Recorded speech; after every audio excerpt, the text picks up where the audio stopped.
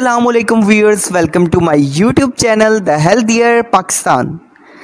जैसा कि आप सब लोग जानते हैं कि 2 से 5 साल के बच्चों को कैंडीज़ वगैरह बहुत ही ज़्यादा पसंद होती हैं और बच्चे गोलियों टॉफ़ियों को देखकर बेकाबू से हो जाते हैं। मगर ये गोलियां और टॉफ़ियां उन बच्चों की ग़िज़ाई ज़रूरियात पूरा करने में नाकाम रहती हैं। तो आज मैं आपको जो दवाई बताने लगा हूँ वो ना सिर्फ बच्चों की ग़िज़ाई ज़रूरियात पूरी करेगी बल्कि बच्चों के शौक़ को भी पूरा करेगी।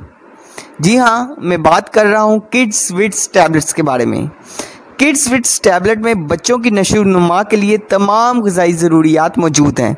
ये बच्चों की ज़हनी जिस्मानी ज़रूरियात को पूरा करता है और अगर आप परेशान हैं कि आपका बच्चा मट्टी खाता है और बच्चे की ग़िज़ाई ज़रूरियात पूरी नहीं हो रही तो बिल्कुल परेशान ना हो और बच्चों को दें kids vits tablet. So stay healthy and fit and do subscribe my channel The Healthier Pakistan। शुक्रिया।